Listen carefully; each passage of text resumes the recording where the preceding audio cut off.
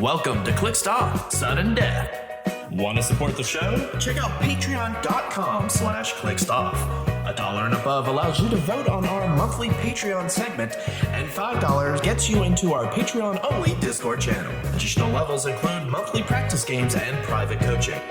Now here's your hosts, Sam Powell, TJ Wheeler, and Nick Ballou.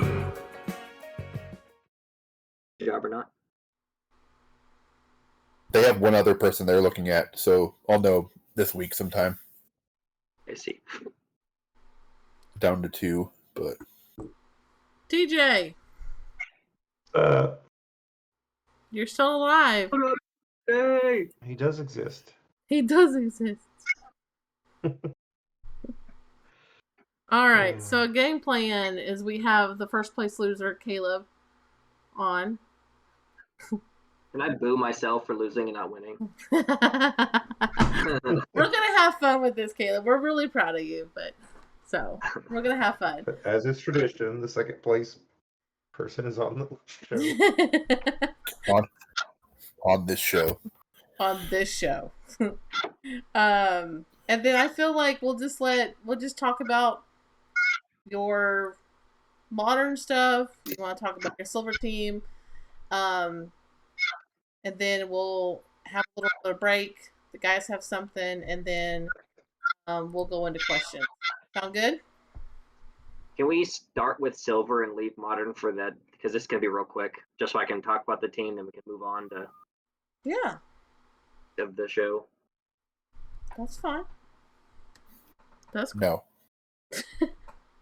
No. Nick says no. All right. We'll have a little bit of a pause, and then I'll go. Hey everyone, welcome to Sudden Death, the fun, whimsical, sometimes educational podcast of Clixed Off. I'm your host, Sam Powell, and joining me are 2 of my good friends, actually 3 of my good friends, teammates, and those who have way more Heroclix knowledge than me, Mr. TJ Wheeler and Mr. Nick Ballou. Hey guys. Well, Hey everyone. And then joining us for this very special, this is his first time ever on a Clixed Off podcast. We have the first place loser of the 2026 Nationals WizKids Championship, Mr. Kaleb Redick. Hey!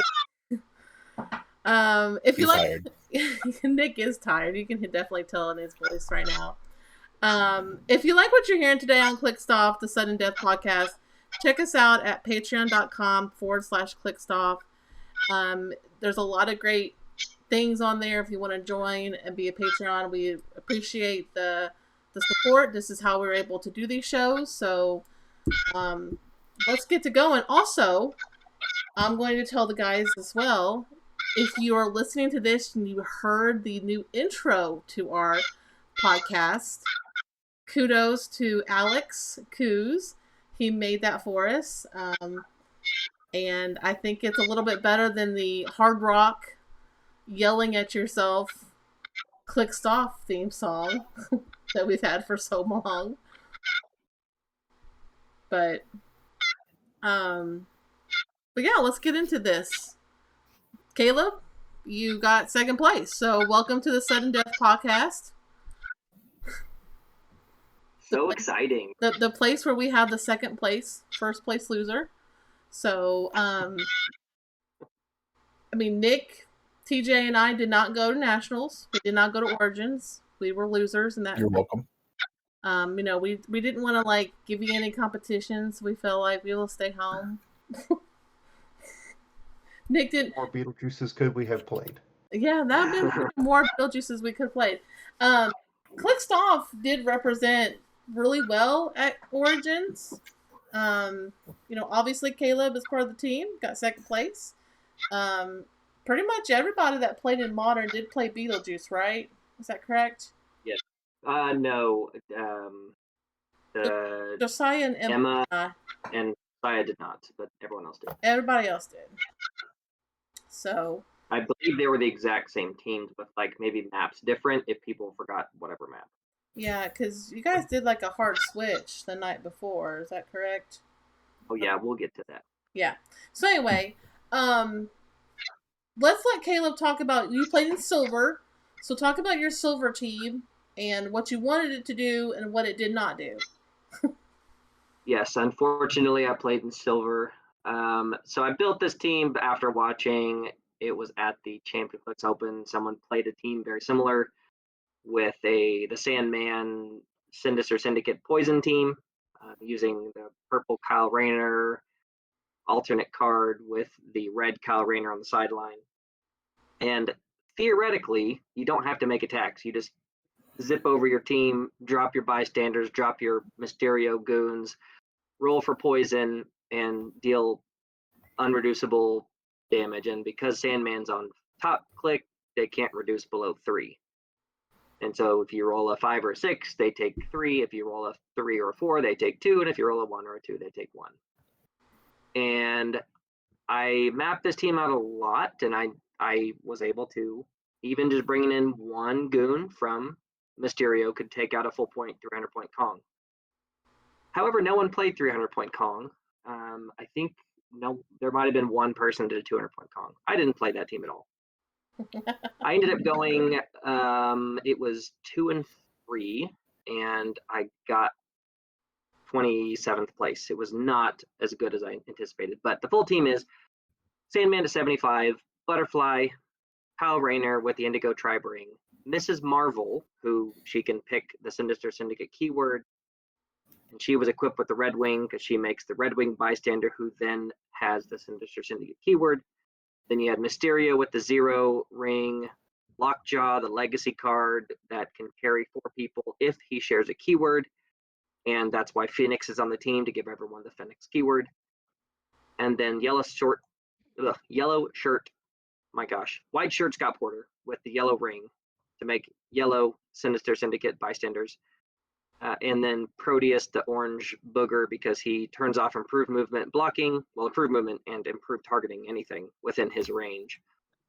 And so it's a very defensive team. It can make, I counted out 19 squares of barrier on turn 1, and then using the asteroid map, it comes with barrier printed on the map, so it was very hard to get through. The problem is people like Eternity don't really care about that. And so there was a lot of Eternities, there was a lot of teams that I just was not ready to face. Yeah, we don't have to go through every game because I didn't do very well. I can say the most frustrating part of this team was Mysterio's roll to bring his goon out. On every roll that I did except one, I got a 1, which only brings out 1 goon. Yeah. And the team that I played that I got to roll more than 1 goon was Dan, who was using Noel, and then Noel killed the Mysterio goon and also Mysterio because he decimated me. Oh. And so Ouch. That guy, not the I'm telling you, that Daniel Powell, whew, he can be, he's a menace sometimes. Like, no, I mean, you should have played Noel. As many ones you're going to roll, you're going to play Noel. Hindsight, I would not play this team. I would play a team like this if it was theme, but it's not very good, and I didn't do as I thought it would, so. Here's the thing, though. Like, I think the Sinister Syndicate is a hard matchup for some things. I think maybe you just didn't have the right matchups. Like, you anticipate Kongs, and I mean, it's going to decimate a Kong. But I mean, like, if you try to build to take down one, like, maybe you just don't hit that one matchup. You know, I don't know. It's exactly what happened. I didn't hit a single Kong. I mean, I've played against that Sinister Syndicate, and like, if person's rolling 4, 5s, and 6s on those goons, I mean, it's a lot of poison, and it can take you down pretty quick. Yeah, it did really well. My first game was against like a team of hodgepodge with Sakire and Iron Man and that kind of team where it's all Alpha Strike, and I got a full wipe on it because it just kept poisoning and poisoning and poisoning, which is a lot of fun. Yeah. But that was about the only fun game. Then you ran into the Dan, and then he just, ruined your whole day. Yeah. We all know how that feels, Steve. We all know how that feels, Kaleb. Yeah. TJ fell hit out. I don't. Bills. Nick, I don't know. Have you played Dan, Nick? We always play in sealed events, I feel like. Oh. Rarely do we play in like competitive events. Or like constructed, rather. Is it because you're never at top table? That's yeah.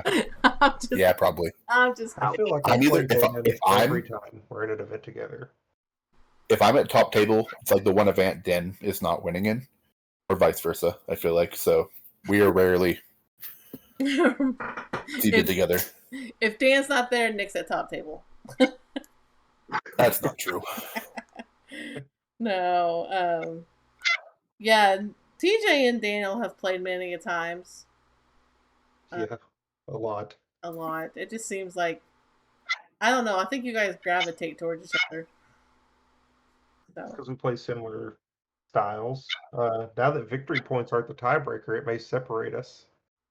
Who knows? Yeah, points don't matter anymore. Yeah, straight So, schedule, which is a topic all in itself. We could do a whole podcast on that apparently.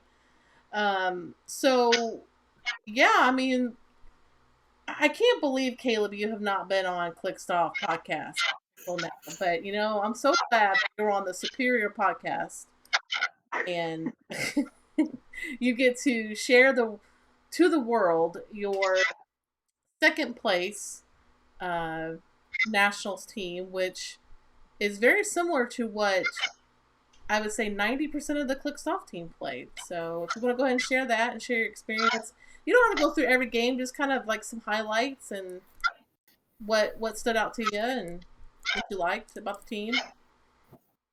Yeah, so the team was starting off with Beetlejuice with Avatar of Animal Man. Perfect. Then it had Who plays 100-point Beetlejuice? Come on. right. He's not that good, guys. Come on. People with integrity. can we talk about how different this is than your silver team, where you had all the free actions? All the free actions to a team with no free action. Well, one person on this team gets a free action. That's it. So we started this team with it was looking at 2 Pegasus caps, and then Jason Alvey brought this team to the light, and he also jumped on the Beetlejuice bandwagon, which was a feat in and of itself. I'm going to stop you there real quick, because I witnessed this firsthand. It happened in my house. The moment that Jason Alvey turned to Beetlejuice and embraced him with his arms, because He saw the light. The guys were practicing, and they ran through the gauntlet of teams. I mean, they went through Rogue Hydra, Nolan. I mean, they went through a lot, and it was that moment that Zach Brazier was kind of like, well, I like Egernak. And he was playing double Egernak and something else, not Beetlejuice. And Daniel and Jason both just had like an epiphany of like, we have 100 points. We got to put Beetlejuice on there. And I mean, Jason was beside himself. He was like upset that he had to do this. He was like, I don't want to, but I have to. So yeah, it was a great moment. I'll tell you what I'm not looking forward to is meta without Beetlejuice because of all of the free actions that are there. It'll be fine. But kids will come up it'll be with it. So anyways, it was Beetlejuice, then we had 2 Aganraks, and Aganraks you have to do with Beetlejuice because they're not power cosmic and they're not protected outwit, but of course with Beetlejuice they therefore are protected outwit. And so one of the Aganraks we had equipped with the Bloodstone because way too much healing, and of course Noel, who heals on everything. And then the other Aganrak had the Venomax because the Venomax is one of the best equipments ever made. And then we had some sideline. We had the 3 one-shots. One was Ravencroft, which I'll talk about in a bit. One was Fellowship, and one was Spectral Armor. And then Animal Man, Mimic, and most people had Ares. I did not have Ares in my bag, so I went with Poseidon, which never came into play. But the Ravencroft was a last-minute decision that we kind of hard swapped to the night before the tournament on Saturday. So Friday night, we frantically asked as many people as we could if they had an extra Ravencroft because of all the eternities we anticipated. And this team does not have a good full map reach, and so you have to be able to move up safely. And so the plan was you flip Ravencroft, you give everyone Battle Fury, taking away the range attacks, you move up across the map, and then you're relatively safe. People can still do close attacks, but it's a lot easier to get across the map without getting sniped by Eternity. And other figures like Hawkeye, and other range monsters in the game. And that was it. And then there was the curated map list, and we went with Island Prison, the Annex, and X Mansion, and then the terrain markers. I think these are the three best ones currently, are the heart-shaped herb, the head, and the upper body. And there was 12 or 13 versions of this. Some had different equipment, but for the most part, it was the same team all over the meta. Yeah. And then there was two loonies that dressed up as Beetlejuice to make people even more angry, to not only play against Beetlejuice, but also to play Beetlejuice. Yes. And I was one of them, and Micah Love was the other one. I love that. That was so much fun. It was a last-minute decision, and I'm so glad. I regretted it. Those pictures were absolutely great. People loved it. There was apparently, Micah claims there was a third Beetlejuice around somewhere dressed up, and he just didn't think it was a good idea to bring that person over to take a picture with all three of us. But that's okay, I'll forgive it. That seems like a mistake. It was a big The amount of work it took putting in to get all of you guys together, plus finding Redmond for photos from a different state. That was You're welcome. a must-have picture was with Ryan. I wanted that to happen so bad. And it did. Did not disappoint. He was not enthused, but he's a good sport, though. Did us a favor and took a picture with us. But anyway, that was the team. I don't know how you stayed like you said earlier, like you itched. Like I don't know. I don't know how I could be comfortable in that like all day. And I brought, surprisingly, it wasn't hot. The clothes were pretty breathable. The costume that it was in, whatever material, it was fine. It was just whenever I had a face, my face itched. I would scratch it, forgetting that I had paint on my face, and then I would have paint on my fingers, and I had to wipe the paint off on my clothes. That was the only issue, was the face itching a little bit. Yeah, I think the best thing is like if you go to the Clixed Off podcast page, you can see Kaleb at Robin as Beetlejuice. It was so much fun. So we had a good time. The team played really well. It is, we can talk about the run. There was 6 rounds of Swiss, which was a lot. And this team ended up going 6-0 for me. The other people using this team, they must have just hit different matchups because they didn't do as well. But did you hit a Pulse Wave team? Did you hit the Pulse Wave team? I didn't hit a Pulse Wave team. See, Daniel was talking about how, I guess, Adam Freeman he went through some of the numbers, and the double Egernax, if you hit the Pulse Wave team, like, you didn't do as well. Like, I guess you and Isaac just missed the Pulse Wave teams. Yep. Which is funny because Juice is actually supposed to help against Pulse Wave, but I guess the map list kind of didn't allow the defensive as much, and it was easier to set up your lines of fire for the Pulse Wave. Yeah. Well, not you didn't. You did well, but you didn't do good enough. Didn't do good enough. But I did go undefeated in Swiss, which felt really good. Yeah. The first team I played against I learned that mind control is a big weakness for this team. I played against an Eternity with, I believe he had all 3 of the planets. He had Apocalypse, Clintar, Mogo, and Umbrax. He had all 4 of them.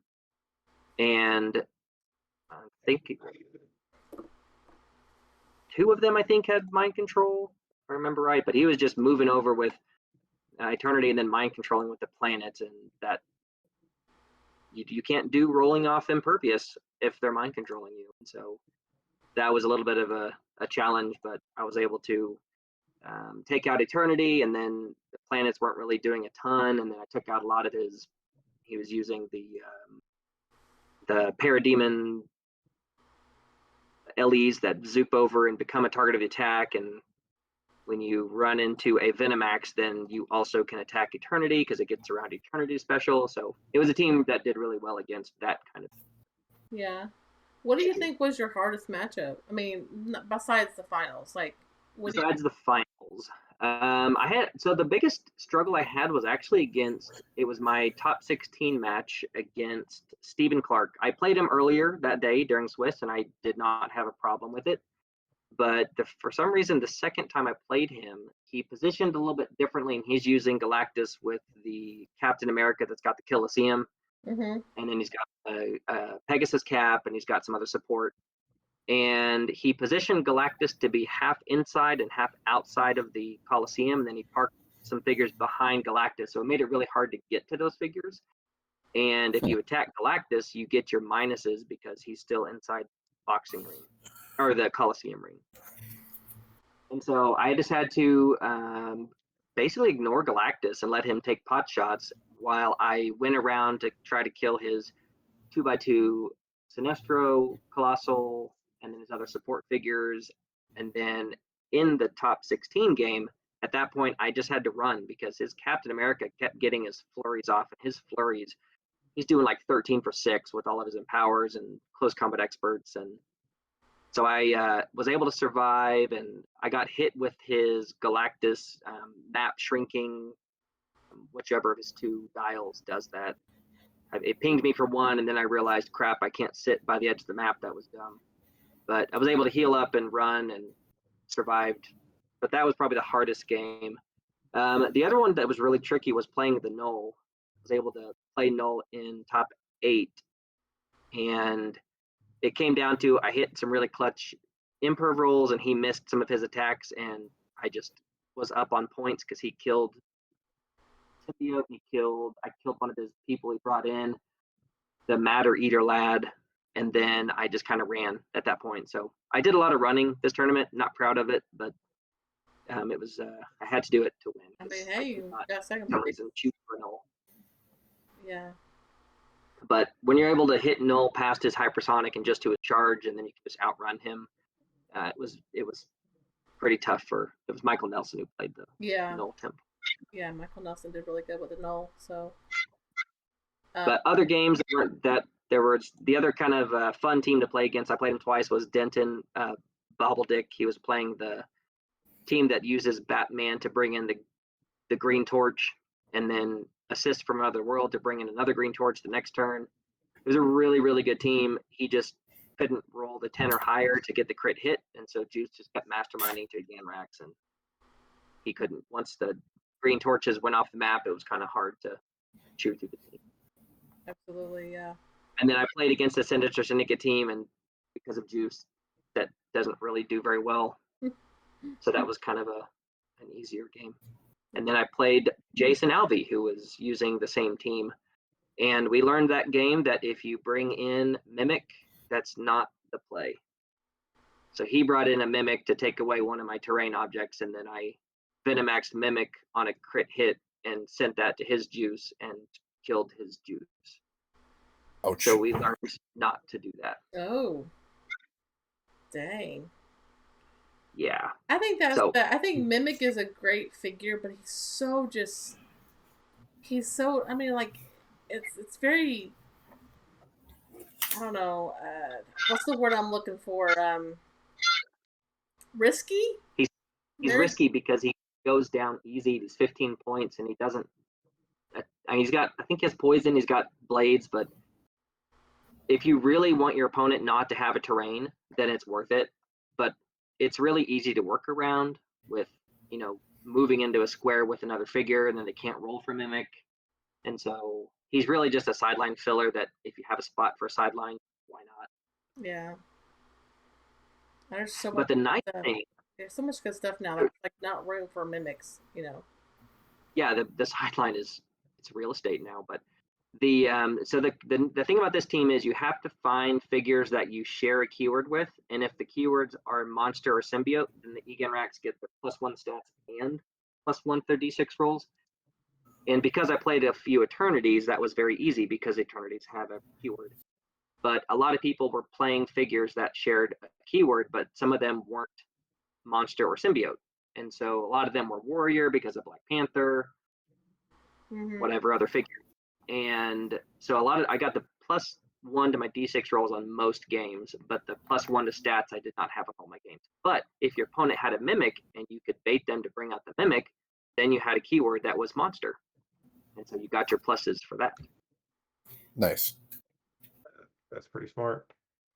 So I like to play against Mimic because then it guaranteed a shared keyword. But so I went through the Swiss rounds undefeated, and then we had the break, and then started top 16 next day, and I was feeling still pretty good. I didn't dress up as Beetlejuice on Sunday.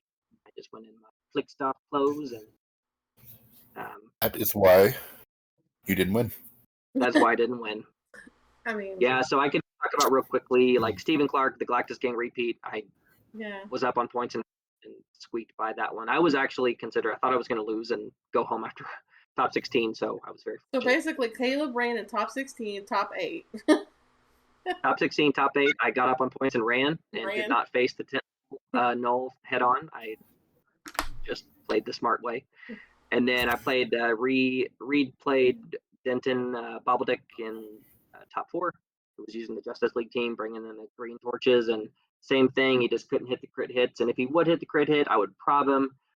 The other thing with Eternity is Eternity says you can only prob one attack roll once, and so if he probs his into a crit hit, I can't prob it out of a crit hit. So it was kind of a 50-50 on, is he gonna prob this into a crit hit because his crit hits were 10+, and if he gets that crit hit, Juice dies because he can't mastermind, and so it just luckily worked out in my favor, and he never hit the crit hit.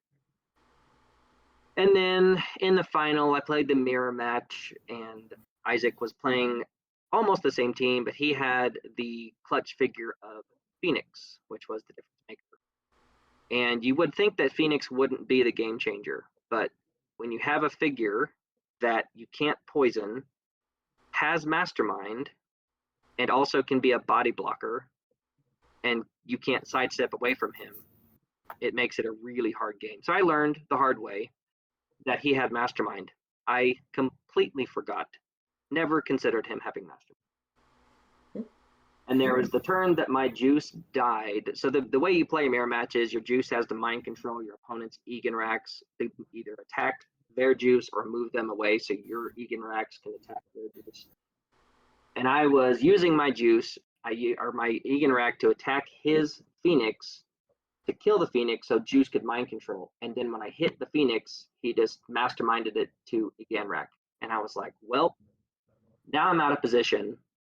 I'm not next to Juice, and I only have one Eganrax to be next to Juice. And so I moved next to him. The next turn, he mind controlled me away, and then he one-turned me with his Eganrax. He killed my Juice, and it just went all downhill from there. Yeah. Well, so, still really proud of you. Yeah, it was still fun. It was a good way. I mean, I enjoyed the whole up until the very end of losing, but getting second place, I was happy with my run. I still like the team. I would run it again, hands down. It's a very, very fun team to play. Very hard to deal with team. Yeah, you're going to add the Phoenix? I'm thinking about adding the Phoenix. It was a very hard figure to play against. Now, I don't know how it does against non-mirror match teams, how essential it is, but it was definitely the game changer for. Well, I'll tell you what, right after Nats, man, those Eganrax were going for a ton of money. Oh my gosh, like $200. Yeah. So I was like, well, that's what happens, Finals is two basically a mirror match. I mean, it came down to a pog difference, Well, in his record, he lost one round in Swiss, and he lost to a team I didn't play against, but it was an Apocalypse team that did the same thing with the Parademons. And I think it had Old Granny or Granny, what's that Granny Goodness, right? Granny Goodness, yes, it had Granny Goodness on it, and I guess they just mind controlled him a bunch, and he could not get past that. So, but he was undefeated besides that, and it just shows that how strong this team is against a variety of better teams. Except Pulse Wave, because neither of us played against the Pulse Wave. Yeah, I mean the Pulse Wave team, like Jason and Daniel and all them talked about, they were like the Pulse Wave team was just you kind of dead in the water. Really couldn't. But again, you don't build against one team. You build against, try to build against the majority of the field, and I think it shows that Double Eagernax and Beetlejuice was the play. I just love how Beetlejuice was in the finals on both teams. This is the piece that like everybody in the community I think hates the most and has been asking WizKids for erratas, and they haven't touched him. Well, and it was I'm looking everyone. At the top 8. There was only 2 Beetlejuice teams, and I don't know about sideline, but just looking at the top 8, the top 2 teams were Beetlejuice main force. Well, I mean, yeah, I think that's what it came down to. It was just you took away a lot of people's free actions. They couldn't do stuff that they wanted to do to get in position, and they had to deal with it. So it definitely helps, especially with everyone having Eternity on Animal Man or Eternity with Bass to give him Outwit. You take away so much stuff that makes teams so much better, but against a Juice, it's tough to deal with it. Yeah. Deal with it. Well, again, we're really proud of you. You're a fellow Clixed Off teammate, and we're super proud to have a second place finisher here. And yeah, I think TJ has something for you now. TJ and Nick. Yeah, I think we need to talk about our friend Gator Tot and his training he's been doing recently. Oh no. He's on the road to retribution. So think about him, it's thundering. He's in the swamp training. You hear, they thought they had broken him. They thought they'd taken away his free actions, that they'd taken away his will. You see Beetlejuice placing action tokens on the table. No free actions. Everything goes silent. A single tear rolls down Gator Tot's scaled cheek. But they forgot one thing.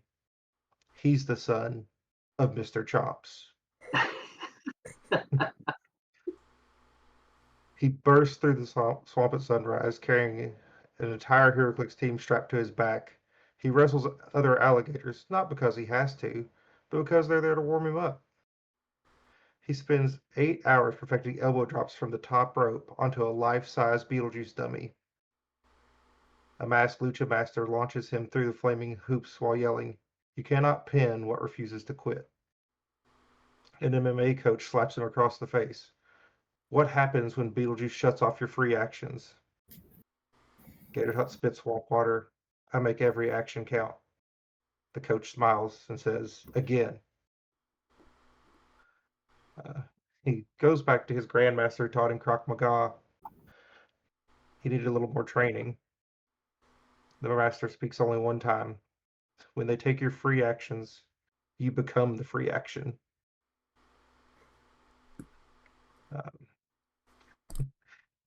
You see Gator Tot chasing mosquitoes through the swamp to improve reflexes. He's rolling thousands upon thousands of dice so that he can see the result before they even stop. He's doing push-ups on floating log while bouncing terrain markers on his tail. He's studying rules interactions under a waterfall while someone repeatedly yells, "Read the card." Night falls. He stands before a massive stone statue of his father. "I'll finish what you started." Tonight, the swamp comes to the battlefield. The legacy continues, and Beetlejuice is about to learn that you can stop a free action, but you can never stop Gator Tot. That was great, TJ. Great. It gave me chills. I almost had a tear roll down. Round of applause. I feel like I almost had a Gator Tot had the tear. I did have one. So Gator Tot's trained up. He's ready for you, He's Beetlejuice. ready for you. He saw you coming. So, Nick, what do you got? All right. So I guess my question for Kaleb would be, decisions are a hard one today. Would you rather A, wrestle Gator Tot, or B, lose to Micah? Oh my gosh. This is a hard one. I know. Oh, dang. Nick Oh. brought the hard one out tonight. Now, Micah and my rivalry go way back to when we were on that other silly team in Texas. And he beat me once, and I still have never lived that down. So I can't imagine losing twice to him and never I mean, losing really, nobody can. both of them down. So it's kind of it's a lose-lose, but I would lose to Gator Tot every day if I don't have to lose to Micah ever again. All right. Well, Yeah, that's fair. I would rather lose to a gator and possibly get eaten and mauled to death than lose to Micah and get that thrown in my face constantly. He may not maul Yeah. you to death if you don't dress up like Beetlejuice again. Okay. So we're doing a little collusion, if you will. I will not dress as Beetlejuice if he won't maul me to death. I said may. He could be Oh, hungry. May. Okay. we sometimes can't control Gator Tot. I mean, it's...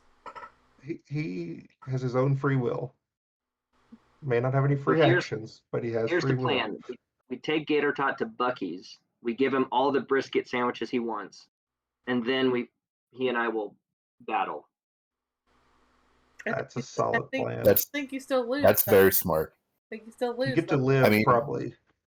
Oh, I would still lose. Hands down, zero chance I beat an alligator, big or small. I don't see in murky water. I'm sure he swims better than me in murky water. It wouldn't be a question. I also don't watch wrestling, so all of the wrestling moves, I don't know anything about that. No. But I could say that I would never lose to Micah, and I would die a happy man. That's fair. Yeah, Fair, that's a fair. I respect that. Respect that, Kaleb. We do. So, I have to say though, I don't know if you guys saw the boxes for the guys.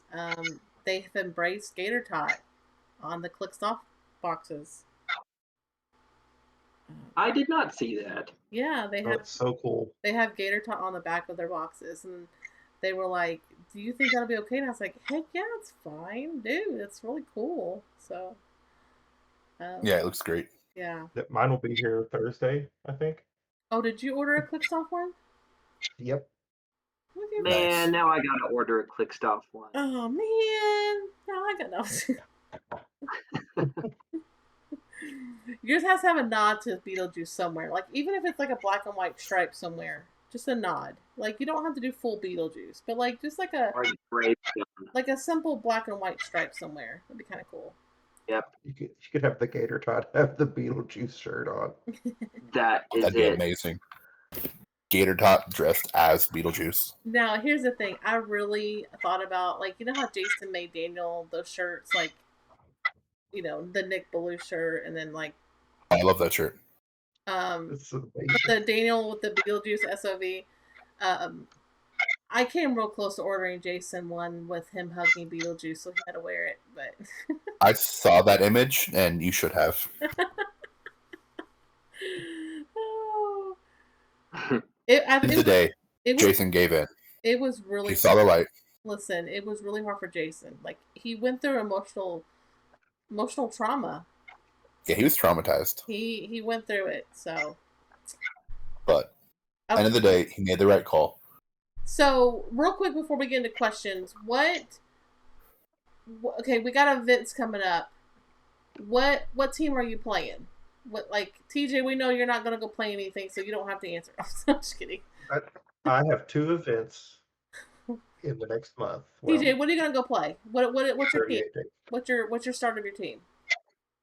It's an Ari. I'm committed. You're committed to Hadari. Okay. Yeah, TJ loves Hadari. I love her. She's great. I don't really need the free actions, so I think it's a decent counter. Okay. And she's also 100 points, right? 100 points for her. Yep, keep her 100 points. I've got the Doom dropping the Doom bots to keep my character count up. So that's the plan right now. All right, Nick, what are you playing? I mean, it depends. What I would like to play. I think the prime Slade Wilson is up there for me. I think he's a character I like quite a bit, so it's always something I want to play. Eternity's up there as well until he gets fixed or adjusted or whatever. But nothing on the horizon for me. Okay. At least it's solidified yet. Kaleb, are you gonna stick with the team, or are you gonna play something new? So the first event I'm going to is not Batman is not legal.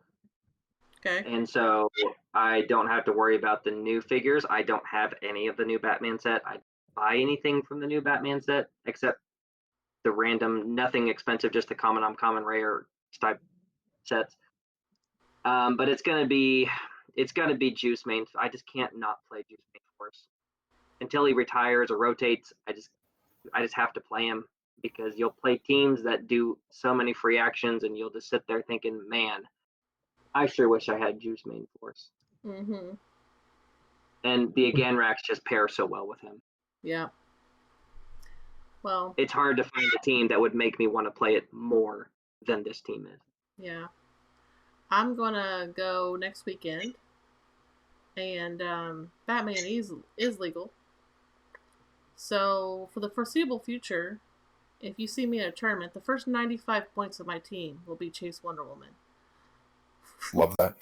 I assumed that would be the case for you. Yes. I mean, I am kind of stoked about the team. Nick has really helped me, and I've tweaked it a little bit, so it's very straightforward. It may go 0-5, but guess what? I am playing a Wonder Woman main force, and I'm going to have fun. Okay? She is a beast of a figure. But Honestly, she is. I am super excited just to finally be able to play one again. Like, not being... She's really good. Yeah. Being able to... I can't wait to... I'm going to put Animal Man on her. I decided that. I'm just going to I can be defensive, I can be offensive, like... Anyway, I can't wait. It's going to be a fun time, so we'll see. Now, granted, I'm probably going to face against, Daniel and Jason and all them playing Beetlejuice and all crazy stuff, and I'm going to be like, well, this sucks. But... I mean, she doesn't actually need freeze, so that's fine. I know, but I need Animal Man. Yeah, but she's still, I mean, honestly, pretty tough. She still holds her own, but, we still got to have the... I would love to be able to pick power and stuff, so... Yeah. So, yeah, we got a lot of tournaments coming up. So, good luck to everybody playing in one. We can't wait to see the teams. We can't wait to see some of the new Batman stuff being played. I'm sure we're going to record afterwards, and we'll be able to kind of analyze what's being played. I know the Vault Booster is like a big deal of like, is the Vault Boosters going to be legal? And some people aren't getting them, so I don't know. But Yeah, well, I will have the goal of getting second place. That way I can be back on the podcast. Kaleb, you can come on anytime you want to now. Now that the ice has been broken.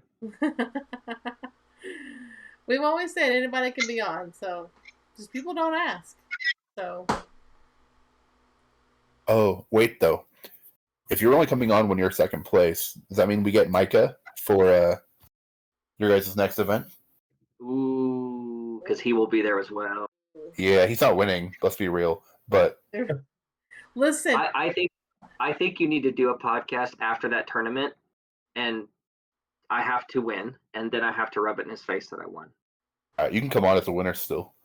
Listen, I don't know if I can control Nick and Micah on this podcast.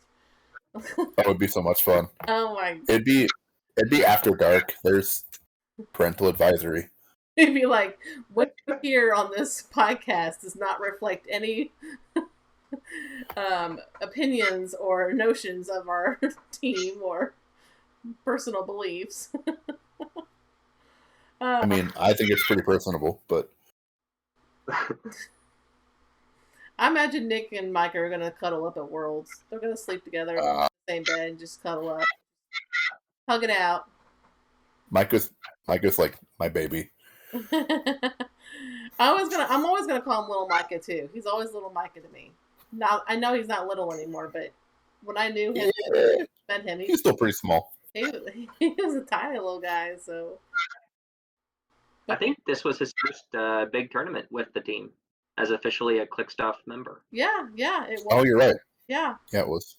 So yeah, we've definitely beefed up the team. So I'm super excited. I'm super excited to see where it all goes. I think, you guys in the chat sometimes just wear me out. I can't keep up. I can't follow you. I almost need like subtitles for the chat, like a breakdown. I might have to send it through Chat GPT to just give me a summary of what you guys are talking about, because 1 second you guys are talking about a team, then you jump over to like magic cards, then you jump over to like Bucky's chopped brisket sandwich, then you're jumping over to back over to Beetlejuice and Eternity or something like that. So yeah, we type a lot. Yeah, it's hard to keep up with if you're working, for sure. Even, I mean, and how many chats are we up to? Like 9? That's a good question. Like, we have a video game chat now. Like, it's crazy. Now a video game chat. Yeah. So, anyway, we have questions. Let's get to the questions real quick so we can kind of get through this, because, let's leave the Anthony Barnstable one to the end, because he's asked 57 questions. TJ, do you have it pulled up, TJ? Yeah, I've got it here. You're awesome. So the first question is from Trent Morello, which you kind of already answered, but we'll ask it again just for clarity. What did you think of his team that you played in round 1? His only 2 losses was to, or his only losses on the day was to 2 double Eganrack Juice teams and the Apocalypse team.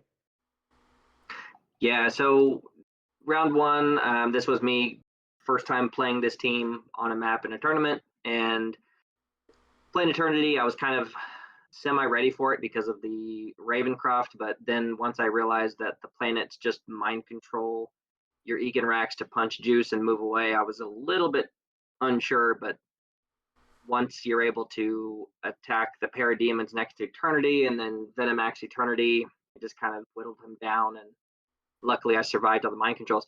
You can't affect or attack the Apocalypse, any of the planets on the side or on their card. You just have to focus on Eternity. And then he also had Eddie Munson, who his D20 roll is very annoying. And it prevented me from damaging somebody a turn because he rolled higher than the Eganrax attack. So Eddie Munson making his big tournament debut. Very good figure. Mm-hmm. Cool. Yeah, I was looking at the team. I really like it too. I don't know that I could play it, but it looks fun. I love Trent Morello's teams though. Like, he just comes up with some of the off the wall teams that like you like, what does it do? And then you're like, oh my gosh, I just lost to it. Like, I wish that my brain worked that way, is where you look at a team on the table and you're like, oh, well, this is going to be easy, and then all of a sudden it just kills you. Well, it's like you play the Captain Marvels, was it the Captain Marvels that he played? Yeah, the double Captain Marvel. Yeah, those are super annoying. Yeah, but I mean, like, that's what Trent does. He does such a good job at it too. So. That he was playing the Carnage that rolled the D6 and would deal you 6 unavoidable damage, and the Moira McTaggart to load it up. It's like, Jesus. Yeah. He was also using terrain. One of his terrain, the treasure hoard, requires you to have the dragon keyword, and Eternity has the dragon keyword. And then so good. The back computer, someone has to have I believe the Batman keyword or something like that. Yeah, Yeah, Batman family, I family think. keyword. And Eternity has that. Wow. I mean, Yep. Yeah. Trent's a great guy. I love playing against Trent. He's just so chill. He's just like, okay, I rolled a crit miss. Let's go. I love it. That happened. That happened. But Yeah. good guy. All right. Very good guy. Next up, we've got Rick Ryan, and you're gonna have to expose some stuff here, Caleb. Oh no. What, if anything, is a hard counter to the Beetlejuice double Eganrack team? The I guess answer is other than nothing. Pulse Wave. The answer is nothing. Nothing is hard. The team does not lose. Don't worry about it. Just don't worry about practicing against it. You won't see it again. No, the Seems thing like that a hurt lie. the team The is people that buy mind the control. $200 Egan racks are like, yeah, that's false. We just spent $300, $400 on Egan racks. We're going to use it. The thing that this team struggles against is mind control. Egan racks, they're really good on rollouts when you attack them with damage, but if you just attack them with mind control, they don't get the rollout, the impervious rollout. And so mind control is the most effective thing against this team. And ironically, in the mirror match, the juice mind control is what makes the difference.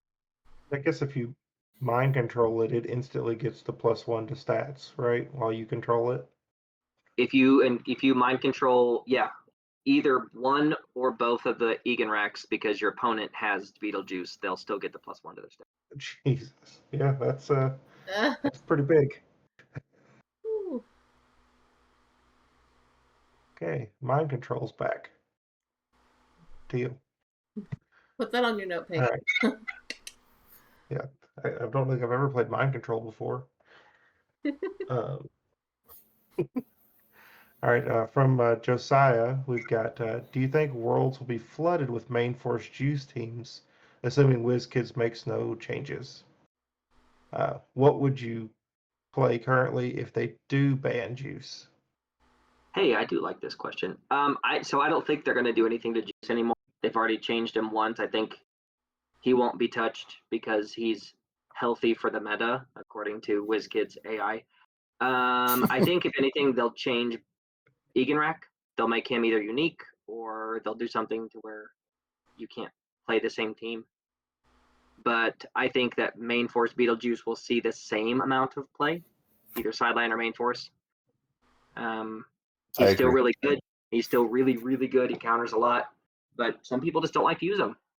I won't say any names. Ryan Redmond just doesn't want to play him, and some people just don't like him, so they won't play him. So if we keep them at the same rate, Nationals had what, 67 players, and we had 14 main force juices. Is that what you said? I think it was 14. Yes, it was some high. Was not quite 50%, but a good amount. But still, that's in the 22% range. So Worlds, that's in that 35, 40 people playing him. I can see that. So there's 31 juice played between main force and sideline. There we go. So almost half the field between main and sideline. That's great.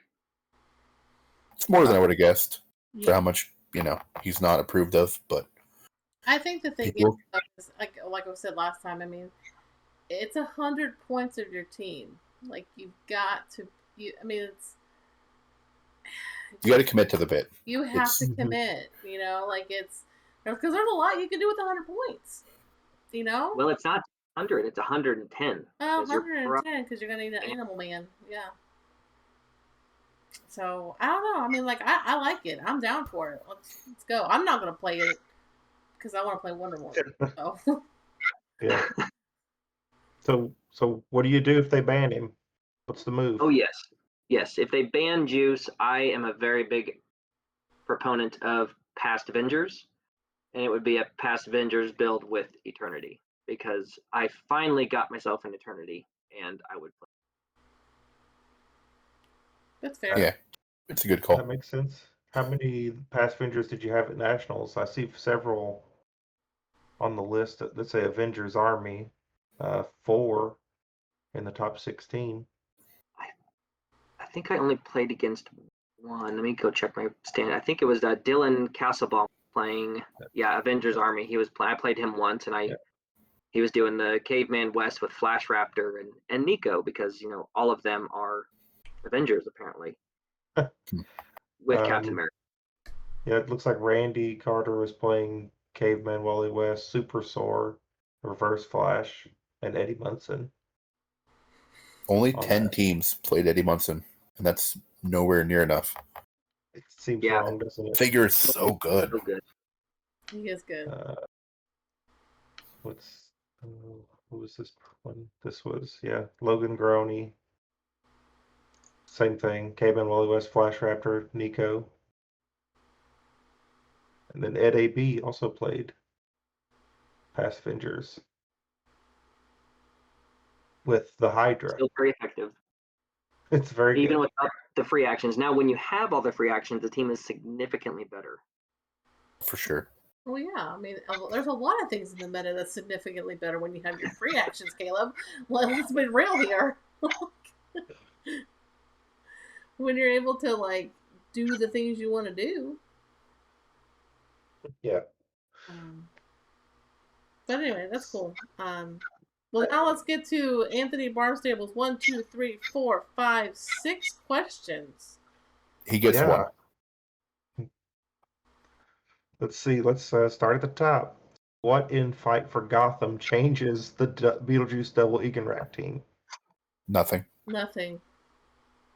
Yeah, the only thing that would, if there was maybe a one shot that you would put on the sideline instead of something, or an item, but no figure would make the team. I think that makes sense. Terrain, maybe again. The only three things that'll affect it is terrain, one shots, or items. And that's not really changing the core of the team, right? Exactly. That's just the little tweaks that make it better. I think we were hopeful. I think there was a lot of hope at the beginning of okay, surely they're going to put something in Batman that's going to counter Beetle, but it just didn't happen. So. Yeah. What are your thoughts on subbing out one Eganrack for a Moreland?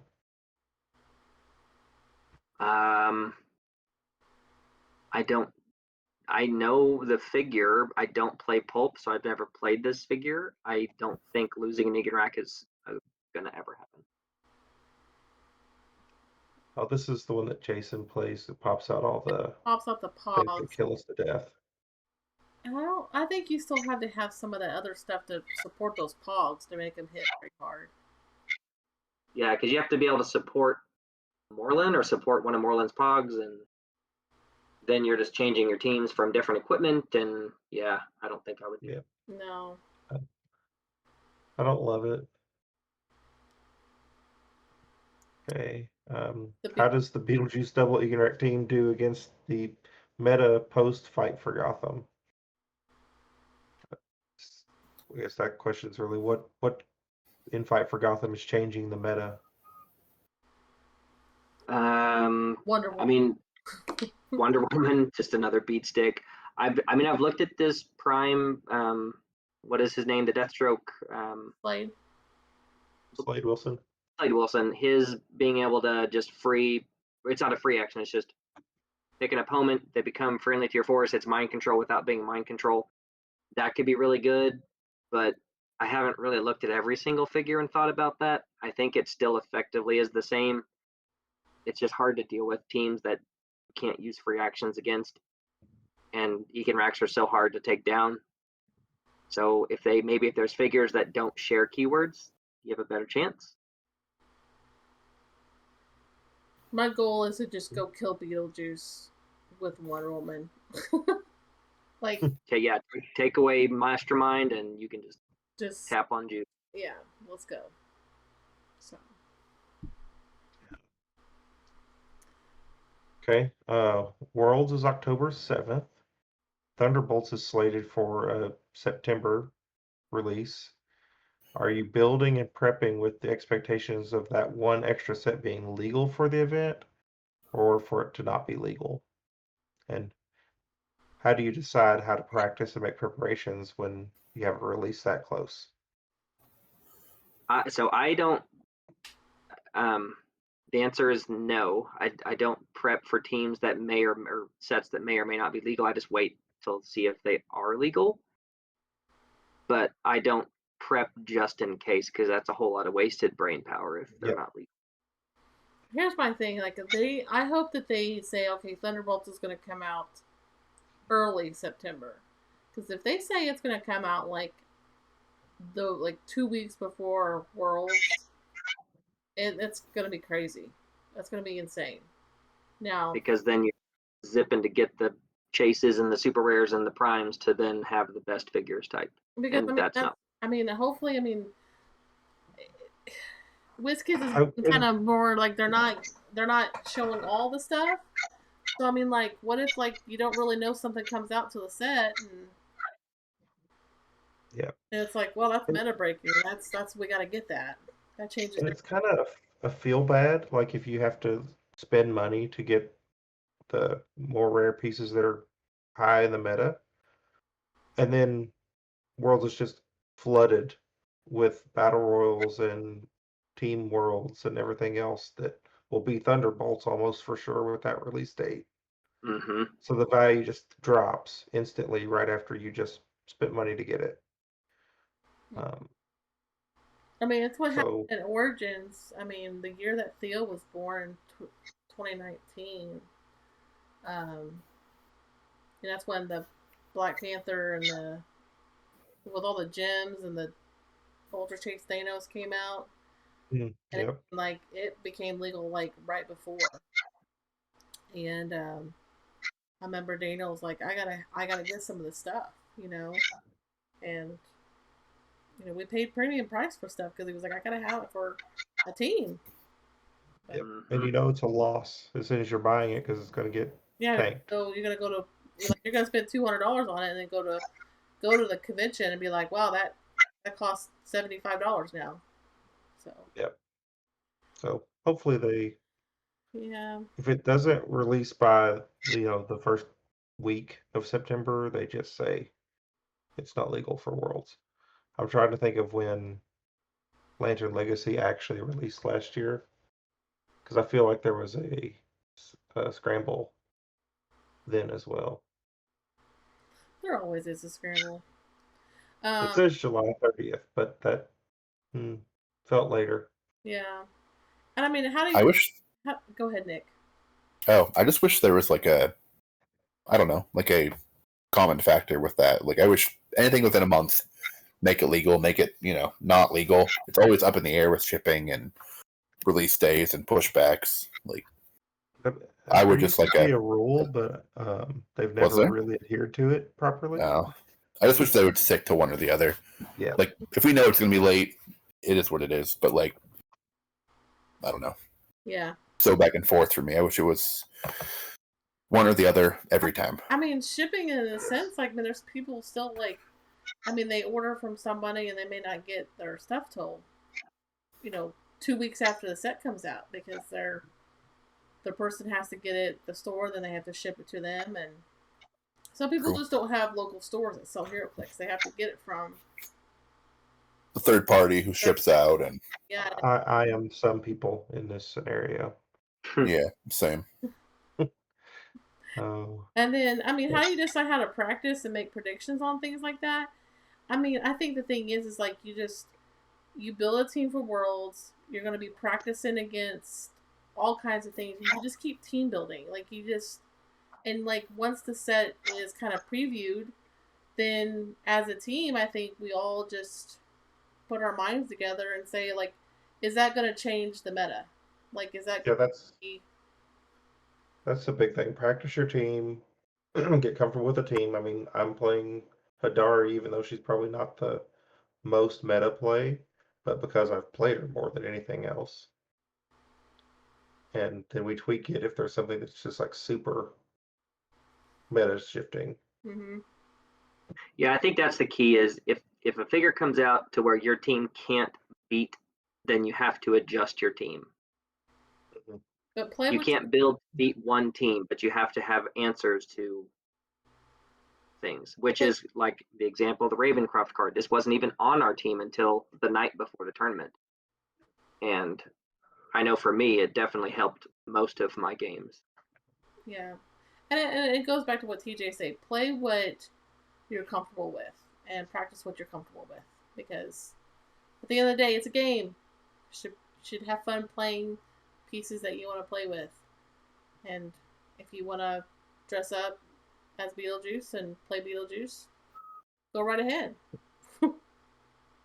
And if your kind of fun is ruining somebody else's fun, do what you have to do.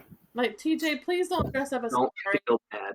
Please don't dress up as Sadari, TJ. That's a little Oh, please, no, please do. bit. I will fund this. I will pay for it if you dress up as Sadari.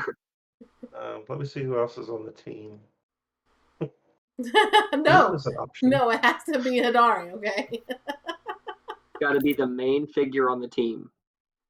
The most expensive figure on the team. Yeah, the highest point character on your team has what you have to dress. The highest point character or the most dollar bills? Point.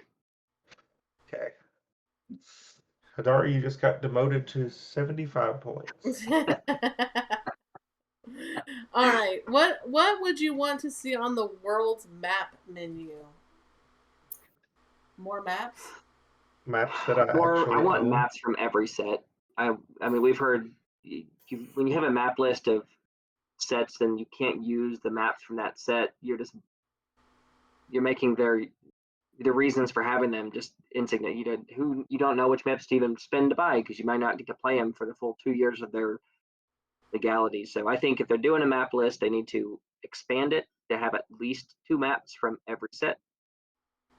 And I think they need to include the maps that people buy, like the rock maps, because they just had this big tournament and they said, here, buy our product. And then they said, oh, but you can't use them for the U.S. Nationals tournament.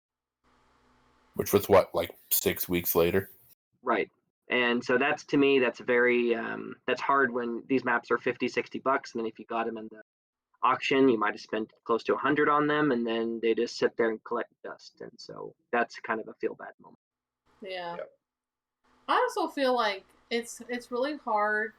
Some of these, like the play at home kits, or also some of the OP kits, they have the maps that they're like, hey, this is on the map list, and it's one of 20, like 22 maps is on the list or whatever. Like, I think there needs to be an option that WizKids sells these maps individually, because and not with the kit, because the kits are expensive. There's like, again, it goes back to, if you don't have a store that you can play at or buy product from, how are you getting these maps? Like, you're having to find them from people, and hopefully, I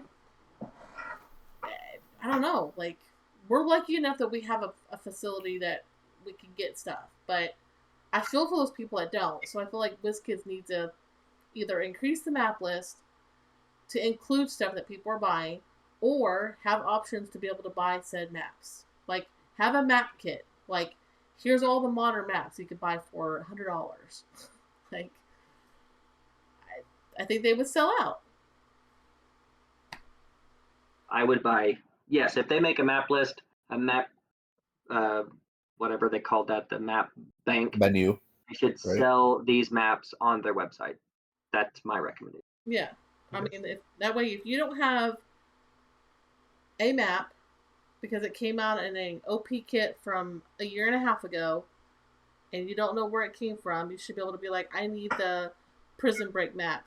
I can go on the website, order it for, and again, WizKids can make their own price.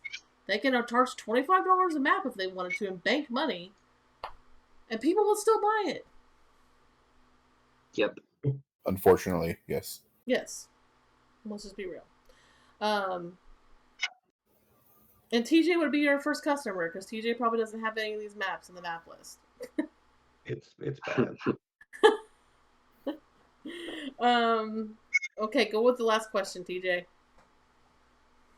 Last one we have on here is, what are your recommendations for side events for Worlds that might excite you or your friends more than the Origins options? For me, I don't play Pulp. I'm one of the few. I don't like Pulp. I have no desire to play Pulp. I like side options of Silver. I think that's a fun side option. The problem with these side events is they always happen during the main events. So if you're doing Team Sealed or you're doing Modern, that's typically when they're doing the side events. So for me, I miss them anyway. Because Kaleb's a badass player. I was going to say, for those of us that don't always play both days, no. That's why I play Beetlejuice. I don't know. I think side events are fun. Sometimes you have a bad run, right? Like, we don't always make cut. There's, strength of schedule, things like that happen. Dice happen. I think they're fun. I agree with Kaleb. I'm not a big Pulp fan. I think Pulp is a solid format. You play one of 2 or 3 teams, and you have to play that to win. And there aren't things like Beetlejuice, rather. So you're not really, I don't know how to word that, I guess, but you're being pigeonholed into playing 1 or 2 things. Mm-hmm. And for something that should be much more open, I don't think it's that much fun, personally. But Silver's always fun, like Kaleb said as well. Theme would be fun. I enjoy when there are theme events. Yeah, I would second that there, Nick. I believe that whenever I played at Gen Con and there was a themed event, like they had a certain list of keywords and you picked one and you built, I think it was 400 points, and it was just fun.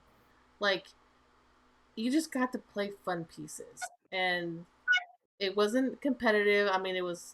They tapped it at like 12 or 16 players, so it was just good old fun play. It wasn't anything competitive or anything like that. So, I think they kind of stopped doing like the whole pods and stuff, right? But when they were doing that, a year and a half, 2 years ago, yeah, for those 16-man events, and those were quite fun. Yeah, yeah, those were great.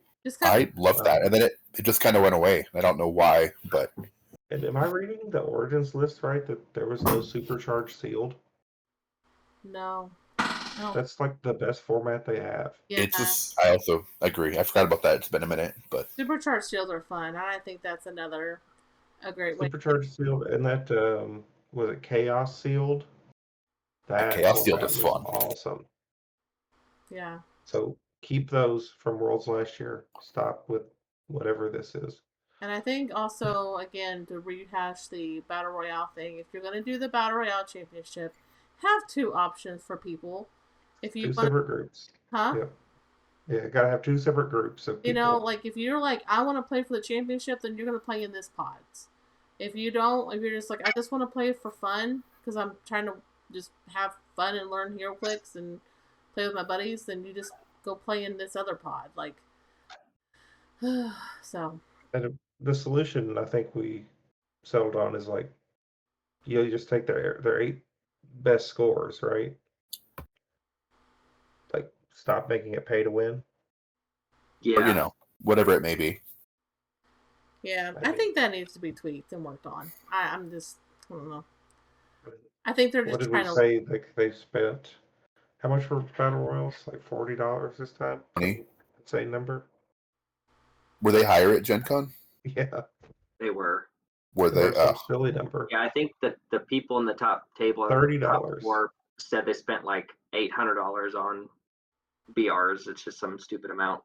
That's crazy. That's so crazy. Yeah, it was like. I like that they have, the whole BR thing. Like, it's another format essentially that you're allowing people to play in, and some people really, really enjoy it. And I think it should be curated a little better to be more of a, well thought out format, because it kind of is one. I know it's BRs, but if you're going to throw a championship belt or trophy or whatever at the end of it and insane pricing, it should be a little more. What I really liked about it too was back when they did the X of Swords like release event at Gen Con. Yeah, that was fun. Was that 22? Yeah. And then like there were 64 players, and you played 3 rounds of battle royals consecutively, and whoever had the best total from those 3 games won the championship for that event. Yeah, that's cool. Something like that, I think maybe does better than what we're currently seeing as far as really dictating a winner. I think too, like, I mean, I know that they have team sealed, but even have like a side event of like a just a sealed tournament, like, Yeah, that would be great. a single sealed of just like 16 players, and we played that at Gen Con that one year when it was on the field, when WizKids was on the actual field at Lucas. Yep. And I mean, it was 16 to 20 players or so.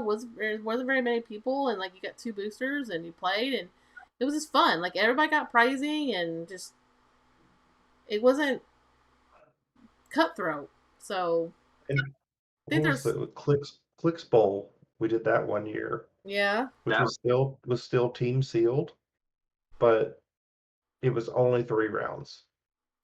And you didn't have to be the only 3-0 team. It's if you went 3-0, here's your prize, and everyone got the same prizes. Yes. yeah. And they did that at night Caleb too, and didn't they? Dan run the team. Yep. Yeah, it was at nighttime. It was great. Yeah, I think there's options there if they did. Now I know the WizKids crew, they do a lot, and they got long days, and they're trying to fit everything in. But I mean, like, I feel like there's options there if they were to say like, hey, what if there's a group that's like, hey, I'll run a side event at 8 p.m. to midnight. I think there might be people that would be like, yeah, I would play in a small seal tournament. I mean, we have so many great minds that in this game that are willing to run events. Yeah. So there's options if they'll accept. What if we run an event that everybody has to play Main Force Juice as a first 100 points? Oh my gosh. Or we just play an event where I am using Main Force Juice as the judge, and no one can use free actions. Oh, that would be cool. Remember those events where like they rolled a d20 and like in the middle of the round, and they were like, okay, it landed on like light blue, like no one could use prob, like the whole like however long. Or the original tarot cards where like they flipped the tarot card and it affected the whole I was about to say that the tarot card dictated for each round. Yeah. That's cool. That's kind of stuff that I think like it would bring back a little friendly challenges to the. It's so serious nowadays. So. Yeah. I do have to give a shout out to Oliver because he was a top place seeded for the BR championship up until the very end. Yeah. All 3 days, right? All 3 days he was top seed. Yeah. Rock on, Oliver. Which is impressive. But my only issue with BR championship is I think they should just go by the record, because Oliver was in the top seed, then went to the finals, and if you don't pull good, then you're not going to win, and that's a bummer when you're sitting in the first seed and then you're like, well, I just pulled all rares, and you or your opponents pulled a chase, and you're like, okay, well, chances of them winning is significantly higher. Mm-hmm. Yeah, I mean, other pods have touched on it, but I mean, the fact that he played in 24 BRs over 3 days, 8 per day, and sat first seed and then lost the luck of the draw in one game. Just ruined his chance of winning. Yeah, just ruined his entire event, like career for that weekend. Yeah. And no one should go out like that. Not when it comes to sealed, not with one game. No. In my opinion, at least. Yep. I think I just got it. It's like we need to do like where they take the top 12 players or top 16, whatever the number is, and do the 3 battle royals in a row. And then you actually have, you don't lose out on the first one. Now, if you have bad luck 3 games in a row, it happens, but removes the statistics out of it a little bit. Yeah, there are a good few ways they could solve it. There just needs some thought put into it. Yeah, and I think they're learning. I think they're trying to get ideas, and I mean, oh, absolutely. I think they listen. They're doing. I think think they listen to some of the podcasts. I mean, they may not take it serious, but they shouldn't. But I think they do listen, and they're like, okay, well, that makes sense, and we'll see what we can do. Again, Kaleb, we're super, super proud of you, bud. And I know we tease you about first place loser, but you know what? I can honestly say I've never been second place at nationals, so. And I could. Well, I do appreciate it. It was a heck of a run. I enjoyed it. Was a little bummed not to get the make the complete undefeated and get first, but the team was fun. I mean, just sometimes you went against the ultra alien robot, I don't know, magician of Heroclix of Isaac. So. And he got the best of me. He got the best of you. Hey, it was not Micah Love.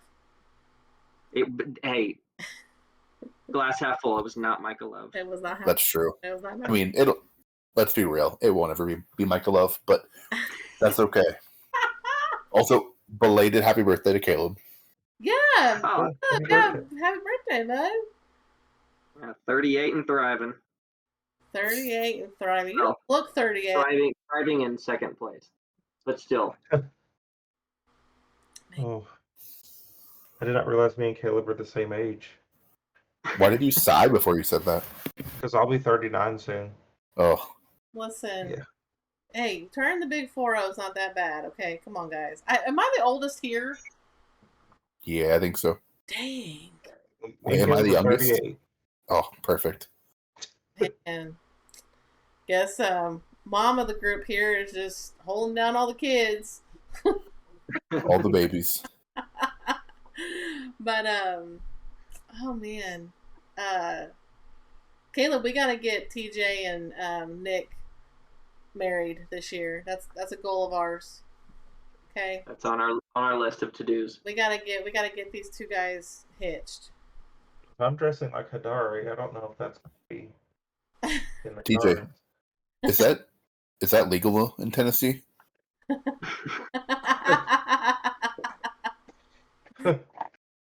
Oh my gosh. Oh.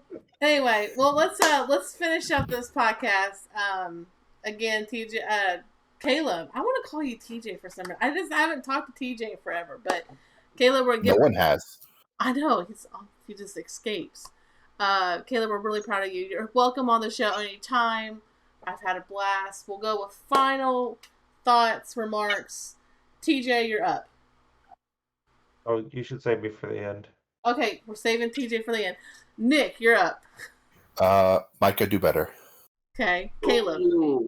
Ooh, that's shots fired. With me, final thoughts. Nationals was fun. It's a great weekend. It's fun to see everybody. Looking forward to Worlds.